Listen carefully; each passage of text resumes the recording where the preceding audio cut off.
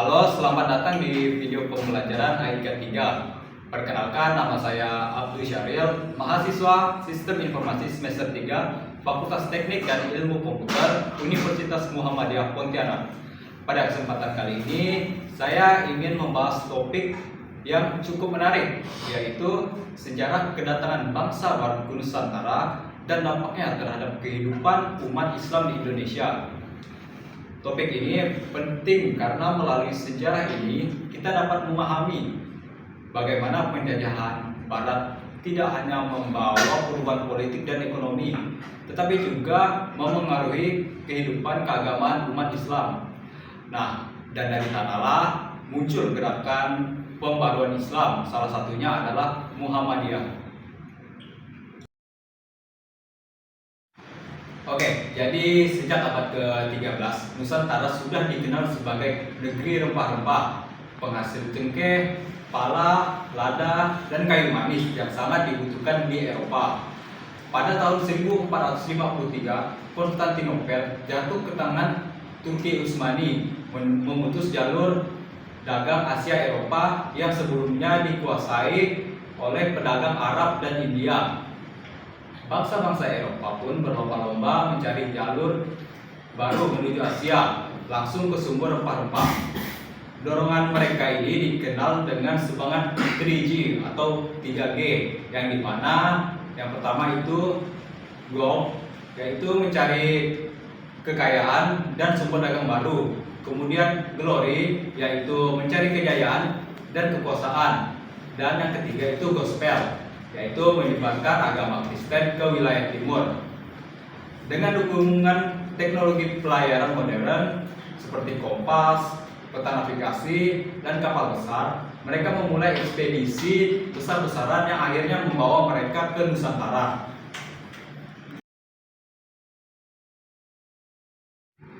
Oke, mari kita bahas bangsa-bangsa Barat yang datang ke Nusantara beserta waktunya.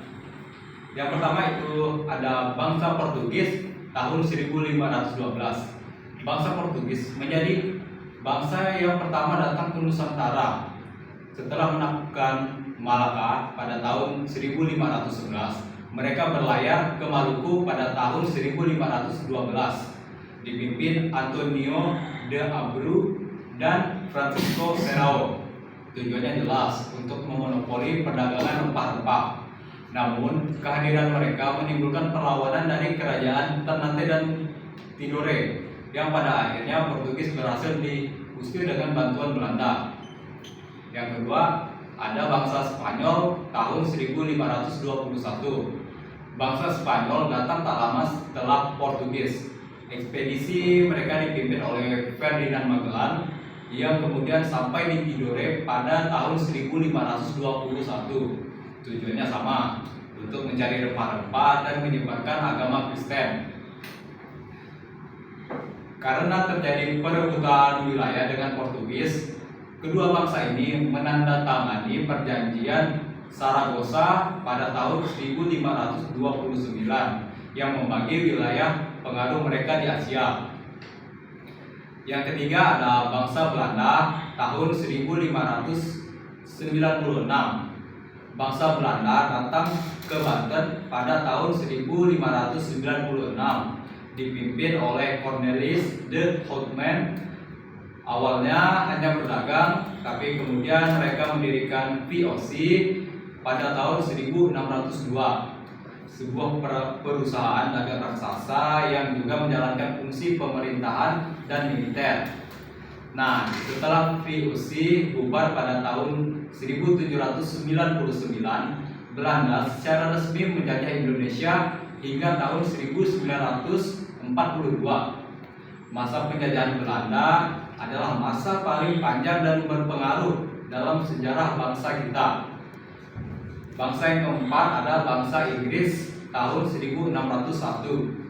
Bangsa Inggris datang ke Indonesia pada tahun 1601 di bawah pimpinan James Lancaster. Mereka mendirikan pos dagang di Banten dan Bengkulu. Namun, Inggris tidak mampu bersaing dengan Belanda dan akhirnya meninggalkan Nusantara. setelah Perjanjian London tahun 1824 yang menetapkan bahwa Indonesia menjadi wilayah kekuasaan Belanda, sementara Inggris memegang wilayah Malaysia. Oke, yang kelima ada bangsa Prancis tahun 1808.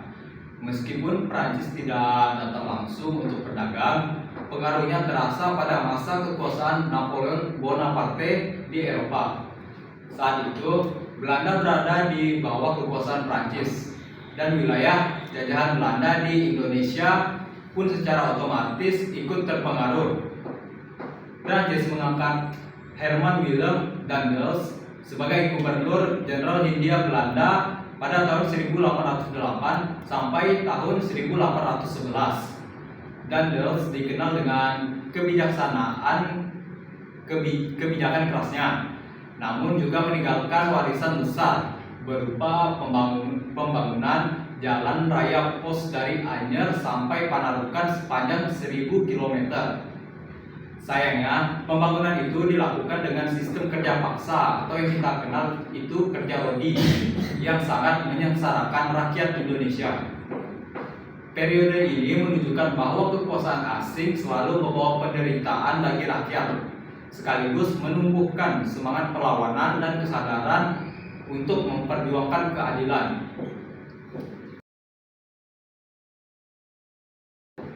Nah, mari kita bahas dampak terhadap umat Islam di Indonesia. Jadi, kedatangan bangsa-bangsa Barat membawa perubahan besar bagi kehidupan umat Islam. Sebelumnya, kerajaan-kerajaan Islam seperti Demak, Aceh, Banten, dan Mataram Islam berkembang pesat sebagai pusat dakwah perdagangan. Namun setelah penjajahan Barat masuk, ekonomi umat Islam melemah karena perdagangan dikuasai penjajah. Kemudian pendidikan Islam tradisional seperti pesantren tersisih oleh sekolah-sekolah kolonial, dan misi agama Barat perlahan berusaha menghentikan pengaruh Islam di masyarakat. Namun di sisi lain, penderitaan ini membangkitkan kesadaran baru di kalangan ulama dan cendekiawan Muslim untuk memperbaiki keadaan umat.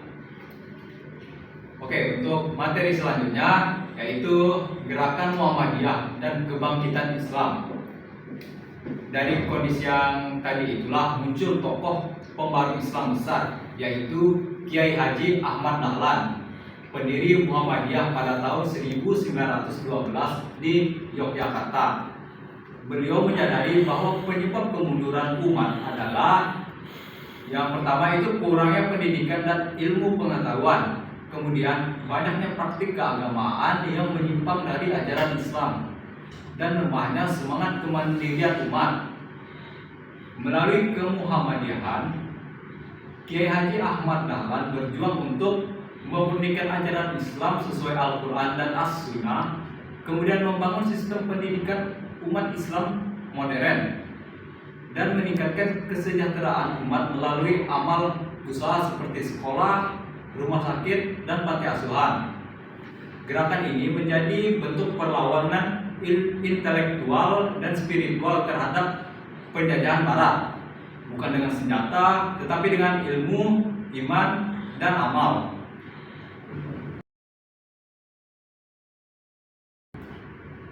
Oke, dari sejarah kedatangan bangsa Barat ke Nusantara, kita belajar dua hal penting. Yang pertama, bahwa penjajahan terjadi karena ketertinggalan dalam ilmu dan persatuan. Yang kedua, bahwa kebangkitan Islam seperti yang dilakukan oleh Kiai Haji Ahmad Dahlan melalui Muhammadiyah menjadi jalan untuk memperbaiki kondisi umat. Sebagai generasi muda, kita harus melanjutkan semangat itu, berilmu, berakhlak, beramal, dan berdakwah untuk kemajuan umat berbangsa. Jadi mungkin sekian materi yang dapat saya sampaikan. Saya akhiri. Wassalamualaikum warahmatullahi wabarakatuh.